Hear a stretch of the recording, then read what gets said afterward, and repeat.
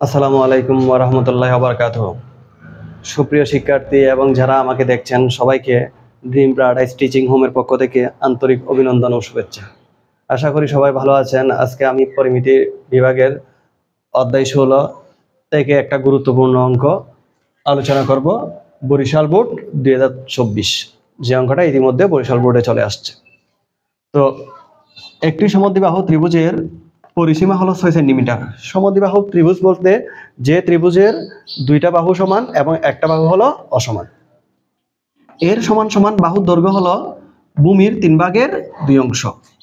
ক নাম্বার, একটি ঘনকের পৃষ্ঠতলের কর্ণের দৈর্ঘ্য 2√2 সেন্টিমিটার হলে এর সমগ্র তলের ক্ষেত্রফল নির্ণয় করো। ঘনকের পৃষ্ঠতলের কর্ণের দৈর্ঘ্য, আমরা জানি ঘনকের কর্ণের দৈর্ঘ্য পৃষ্ঠতল বাদ শুধু ঘনকের কর্ণের দৈর্ঘ্য হলো √3। এটা হলো ঘনকের কর্ণের দৈর্ঘ্য।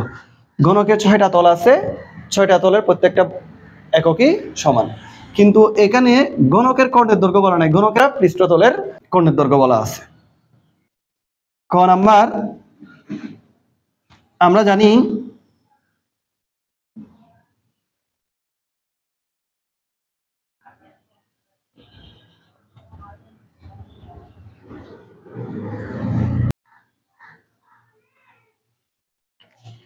গণকের পৃষ্ঠতলের কর্ণের দৈর্ঘ্য √2, আর এই √3টা হলো যে গণকের কর্ণের দৈর্ঘ্য, গণকের কর্ণের দৈর্ঘ্য, কিন্তু পৃষ্ঠতলের কর্ণের দৈর্ঘ্য হলো √2। তাহলে এখানে গণকের পৃষ্ঠতলের কর্ণের দৈর্ঘ্য হলো 2√2। শর্ত মতে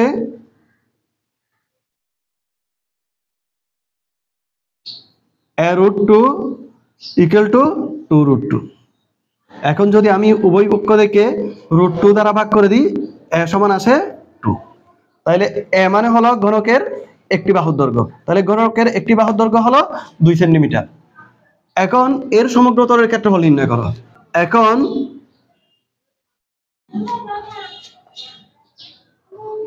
ঘনকের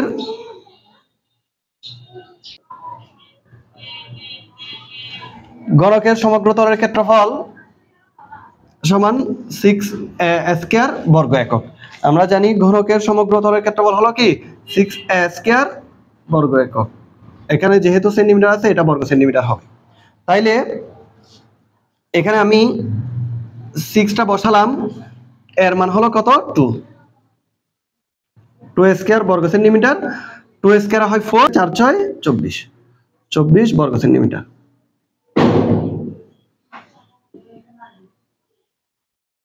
এটাই হবে ঘনকের সমগ্র তলের ক্ষেত্রফল।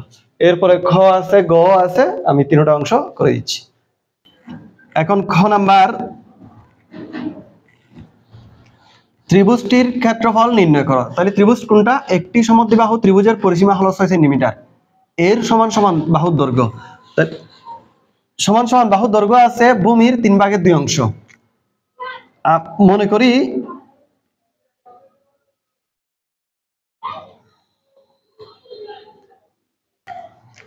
সমদ্বিবাহু ত্রিভুজের ভূমির দৈর্ঘ্যকে b ধরা হয়, b এর মান ধরলাম যে x, এবং সমান সমান বাহুর দৈর্ঘ্য a = সমান সমান বাহুর দৈর্ঘ্যকে a ধরা হয়। তাহলে এটা হলো ভূমির 3/2 অংশ। ভূমির মানে x এর 3/2, ভূমির 3/2 অংশ, সেজন্য আমি এই ভূমিকে x ছিল, x এর 3/2 লিখছি। নিচে বসবে 3, উপরে বসবে x এর সাথে 2 গুণ করলে 2x। এখন দিয়ে আছে সমদ্বিবাহু ত্রিভুজের পরিসীমা হলো 6 সেন্টিমিটার। আমরা জানি পরিসীমা মানে হলো 3 বাহুর যোগফল। তাহলে এখানে রয়েছে দুইটা বাহু 3/2x, অন্য বাহু 3/2x, এবং ভূমি হলো x। তাহলে প্রশ্ন মতে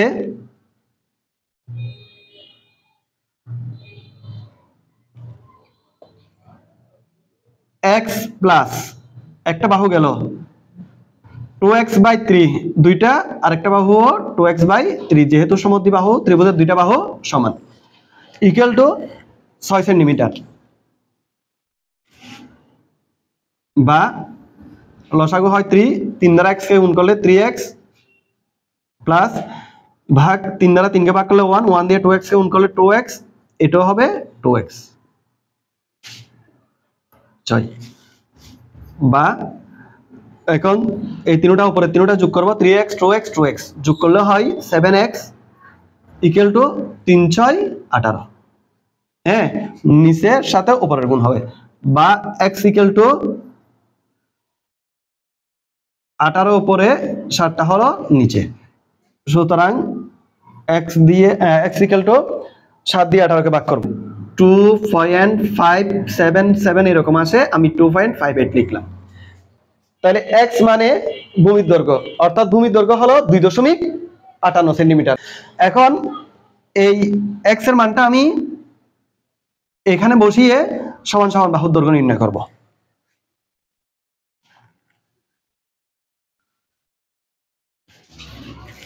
সমান সমান বাহুর দৈর্ঘ্য ইকুয়াল টু ছিল কত,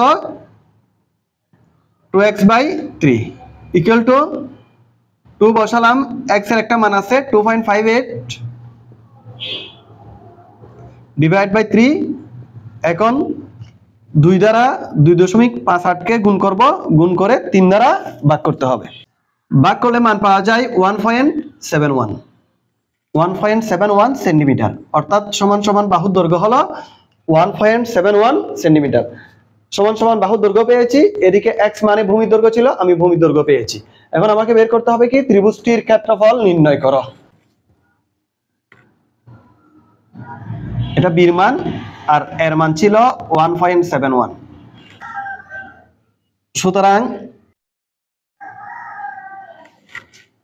সমবাহু ত্রিভুজের ক্ষেত্রফল সমান b/4 root 4a square minus b square, এটা হলো সূত্র। এখানে বির মান দেয়া আছে আমার কাছে 2.58, তারপর 4 রুট 4 ইনটু এর মান দেয়া আছে 1.71 হোল স্কয়ার মাইনাস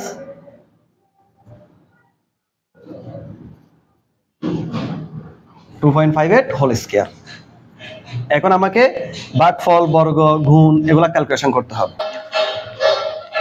এখন আমি 2.58 কে 4 দ্বারা ভাগ করলে 0.645, 1.71 হোল স্কয়ার বর্গ করে 4 দ্বারা গুণ করছি 11.6964, আর 2.58 হোল স্কয়ারে ক্যালকুলেশন করলে 6.6564,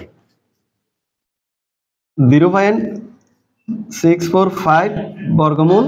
এখন আমি বিয়োগ করব, এটা থেকে এটা বিয়োগ করলে থাকে 5.04।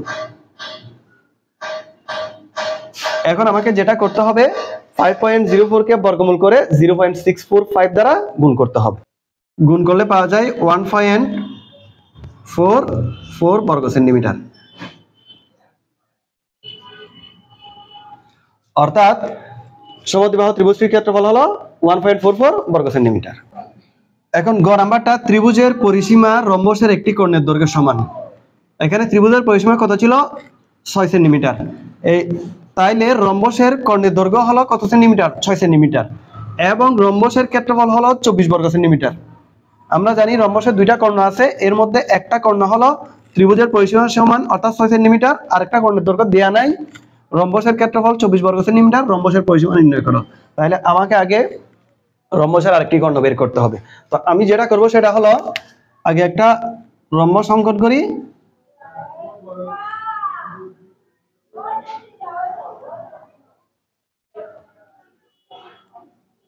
এ বি সি ডি মনে করলাম এটা রম্বস, রম্বসের প্রত্যেকটা বাহু সমান।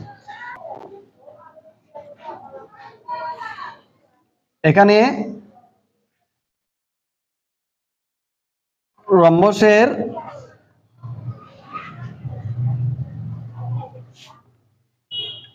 একটি কর্ণের দৈর্ঘ্য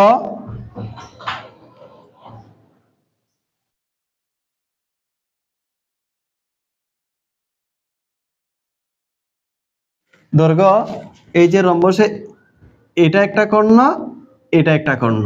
আমি মনে করলাম যে AC ইকুয়াল টু একটি কর্ণ যেটা 6 সেন্টিমিটার দেয়া আছে, এটা AC ইকুয়াল টু 6 সেন্টিমিটার। আবার রম্বসের ক্ষেত্রফল দেয়া আছে 24 বর্গ centimetre.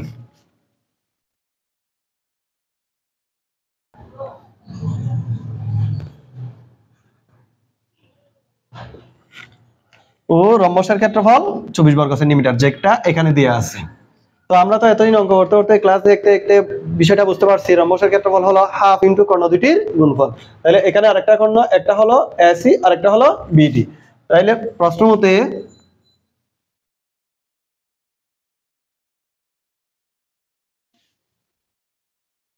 AC into BD, half লিখতে হবে আগে দিয়ে, half into AC into BD equal two 24,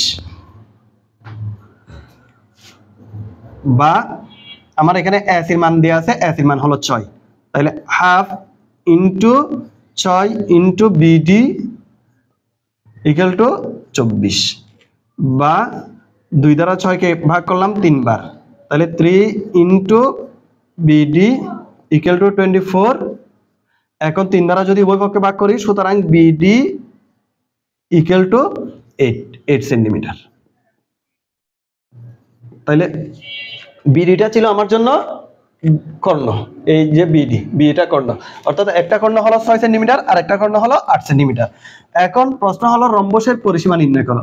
আমরা তো জানি রম্বসের এই যে দুইটা কর্ণ আছে এসি আর বিডি, এই কর্ণ দুইটা পরস্পরকে সমকোণে সমদ্বিখণ্ডিত করে, অর্থাৎ এখানে যে কোণগুলো উৎপন্ন হয়েছে সবগুলা হলো 90 ডিগ্রি, এবং এটা 90 ডিগ্রি হওয়ার কারণে এখানে প্রত্যেকটা হলো সমকোণী ত্রিভুজ, প্রত্যেকটা একক সমকোণী ত্রিভুজ। আমরা এসি ইকুয়াল টু 6 পেয়েছি আর বিডি ইকুয়াল টু 8 পেয়েছি সেন্টিমিটার। আমরা জানি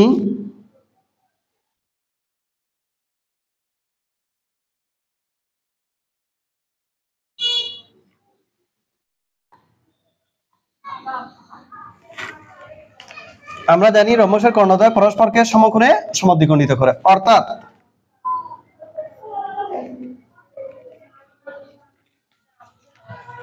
এখানে যদি ও বিন্দুতে কর্ণ দুইটা ও বিন্দুতে ছেদ করে, অর্থাৎ ও বি মানে হলো বিডির অর্ধেক, O B equal to half BD equal to আবার হাফ বিডি মানে হলো কত 8। তাইলে আমি যদি কাটাকাটি করি 8 এর সাথে 2, তাইলে হয় 4 সেন্টিমিটার, অর্থাৎ বৃহত্তর কর্ণটির অর্ধেক হলো 4 সেন্টিমিটার। ঠিক একইভাবে ওসি, ওসি হলো কার অর্ধেক? এসির অর্ধেক।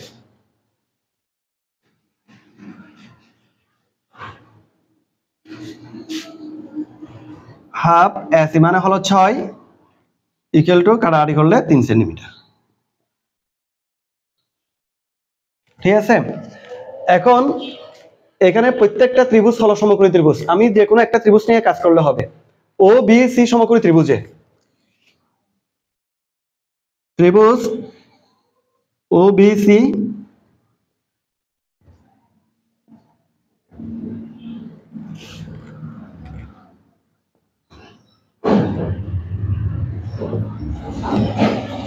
ত্রিভুজ ও বি সি সমকোণী ত্রিভুজে বিসি ইকুয়াল টু বর্গমূল ও বি স্কয়ার প্লাস ও সি স্কয়ার। আমরা যদি এটা আয়ত্ত করতে পারি তাহলে আমাকে দুইটা লাইন কম করতে হবে, অর্থাৎ এটার উপর বর্গ ইউজ না করে এটার উপর কি ইউজ করে ফেললাম? বর্গমূল ইউজ করে ফেললাম। আর যেহেতু অন্য দুইটা বাহু ছোট, সেই জন্য ওই দুইটা বাহুর বর্গের যোগফল, বা বিসির মান নাই, বিসিটা বসাই দিলাম ইকুয়াল টু ও বির একটা মান আছে 4 স্কয়ার প্লাস ও সিরও মান আছে 3 স্কয়ার ইকুয়াল টু 4 স্কয়ার 16 আর 3 স্কয়ার হলো কত? 9 ইকুয়াল টু বর্গমূল 25, আর বর্গমূল 25 মানে হলো 5, অর্থাৎ বিসির মান হলো 5। এখন আমি একটা বাহুর দৈর্ঘ্য যেহেতু জানতে পারছি, রম্বসের প্রত্যেকটা বাহু সমান, তার মানে এটাও 5 5 5। সুতরাং রম্বসের পরিসীমা নির্ণয় করার জন্য 5 কে 4টা বাহু দ্বারা গুণ করলে হয়, 5 কে 4টা বাহু দ্বারা গুণ করতে হয়। সুতরাং রম্বসের পরিসীমা